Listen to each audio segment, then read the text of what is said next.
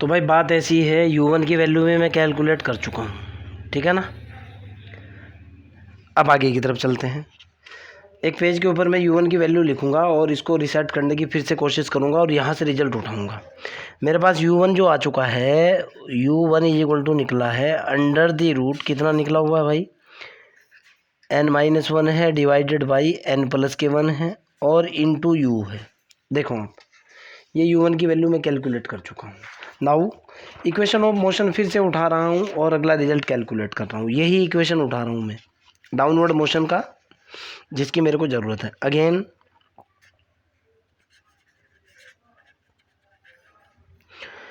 मैंने इक्वेशन उठाई d2x over dt² is equal to कितनी भाई, ये है g माइनस जी अपॉन n।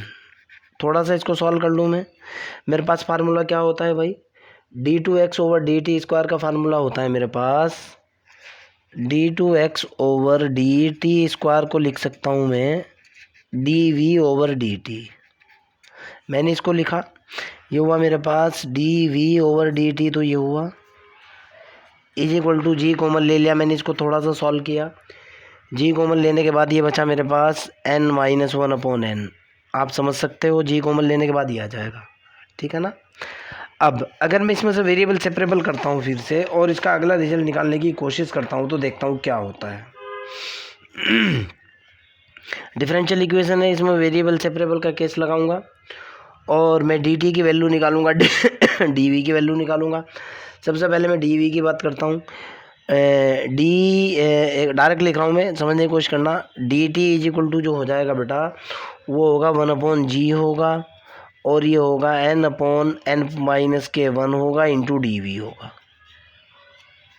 इतना तो आप समझ ही सकते हो, मैंने क्रॉस गुणा कर दिया, रिजल्ट निकाल लिया।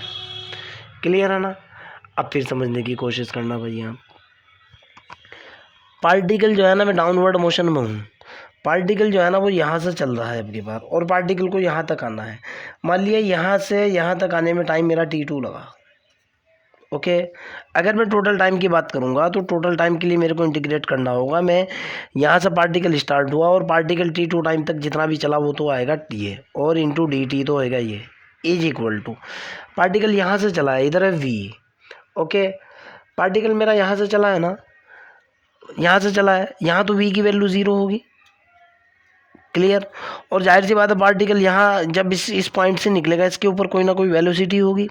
मैंने इस वेलोसिटी को v इज इक्वल टू कितना मान रखा है, u1 मान रखा है, अगर आपने लेक्चर का पहले वाला पार्ट देखा हो, क्लियर। तो जाहिर सी बात है यहाँ से यहाँ तक चलने में अगर टाइम t2 लगा तो टोटल टाइम निकालने के लिए मेरे को इंटीग्रेट करना पड़ेगा 0 से लेकर t2 तक। और यहाँ वेलोसिटी मेरे पास 0 थी और यहाँ वेलोसिटी मैंने कितनी मानी हुई थी, u1। तो इधर क्या हो जाएगा बेटा, ये हो जाएगा 1/g n/n-1, ओके। और ये यहाँ वेलोसिटी 0 है और 0 से कितना है, u है और इंटू dv है। क्लियर है ना भाई। तो यहाँ से मेरे पास रिजल्ट कितना निकल कर के आया, ये तो डायरेक्टली हुआ t 0 से t2 तक, तो ये निकल गया इज इक्वल टू, इधर कितना निकला भाई, n/n-1 इंटू g, ये निकल गया मेरे पास v, लिमिट है 0 से u, इज इक्वल टू कितना निकल कर के आएगा भाई, ये तो हो जाएगा t2 इज इक्वल टू, यहाँ निकल कर के आएगा, ज़रा समझने की कोशिश करो आप, u/g हो जाएगा n/n-1 ही हो जाएगा। और u की जगह मेरे पास वेलोसिटी कितनी ले रखी है, मैंने u1 ले रखी है, ये हो जाएगा u1। कोई दिक्कत तो नहीं है, मैंने u1 की वैल्यू डाली तो t2 मेरे पास निकल करके आया, t2 is equal to u1 की वैल्यू देखो आप, वरना फिर परेशान हो जाओगे। u1 की वैल्यू साफ साफ ऊपर लिखी हुई है, देखो u1 इज इक्वल टू कितना है, यहाँ लिख रहा हूँ मैं, u1 इज इक्वल टू है मेरे पास u into under the root n-1 है और नीचे n+1 है, यही है ना। देख लो भाई, मैं यहाँ वैल्यू डाल रहा हूँ t2 के अंदर, ये हुआ n/n-1, तो ये हुआ भाई, ओके। और ये हुआ 1/g ये हुआ, और u1 की वैल्यू डाली मैंने अंडर द रूट, ये u भी मैंने यहाँ लिख दिया into u under the root, ये हुआ n-1 बटे n+1। क्लियर है ना, कोई दिक्कत तो नहीं है। आगे की तरफ चल लेते हैं, ठीक है ना। चलो, तो जब मैं यहाँ तक पहुँच चुका भाई, यहाँ तक पहुँचने के बाद अगले वाला स्टेप मैं कैलकुलेट करूँगा और अगला रिजल्ट निकालने की पूरी कोशिश करूँगा।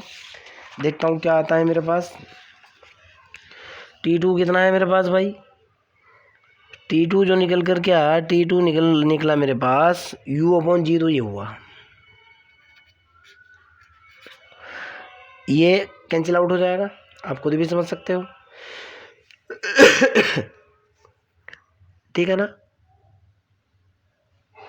No problem. आगे देख लेता हूँ भाई, यहाँ से मेरे पास जो है ना, ये एक रूट से रूट कैंसिल हो जाएगा,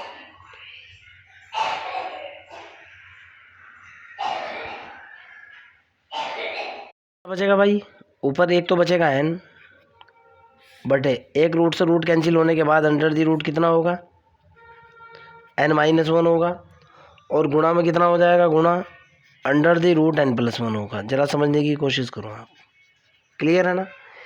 ये मेरे पास T2 की वैल्यू आ चुकी है, ठीक। T1 मैंने पहले ही कैलकुलेट किया था, बट T1 देखता हूँ कितना है। T1 मेरे पास कितना है भाई, T1 की वैल्यू है UN/G n+1। क्लियर है ना, T1 आ चुका। अब मैं कह रहा हूँ कि T1 डिवाइडेड बाई T2, मैं कह रहा हूँ T1 को डिवाइड किया मैंने, T1 divided by T2 is equal to, T1 की वैल्यू डाली UN/G n+1 divided by T2 की वैल्यू डाली UN/G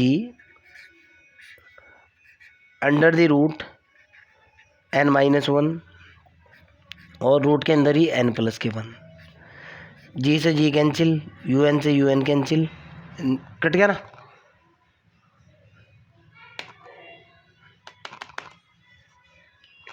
कितना निकल कर के आया भाई, इधर तो हुआ T1/T2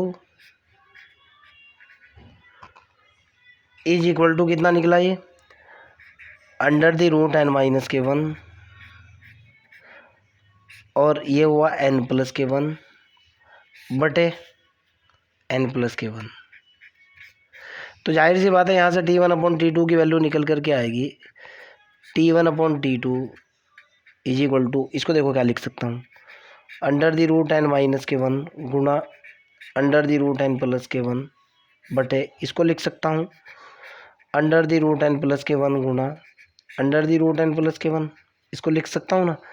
एक ही इससे कैंसिल आउट हो जाएगा, ऊपर निकल करके आएगा अंडर द रूट n-1 बटे होगा अंडर द रूट n+1 बराबर, शॉर्ट में ऐसे भी लिख सकता हूँ T1/T2 is equal to n-1 की पावर 1/2 अनुपात n+1 की पावर 1/2। क्वेश्चन देखता हूँ क्वेश्चन क्या था। ओके, एक बार देखें कि यही है क्वेश्चन मेरे पास, आप घबराओ मत, इतना टाइम नहीं लगने वाला है। एक बार वेरीफाई होना क्वेश्चन का बहुत ज़रूरी होता है भाई। हाँ, ये है क्वेश्चन, देखो बेटा, आपको ये प्रूफ करना था। आपको प्रूफ करना था T1/T2 n-1 अंडर रूट के अंदर n+1 अंडर रूट के अंदर। ये देखो आपको प्रूफ तो करना था ये, और यही मेरा रिजल्ट आ चुका। फिर भी अगर आपका कोई डाउट है, कोई प्रॉब्लम है, तो कमेंट बॉक्स के अंदर क्वेश्चन को डालिए, आई विल हेल्प यू। ठीक है ना बेटा, ओके बाय।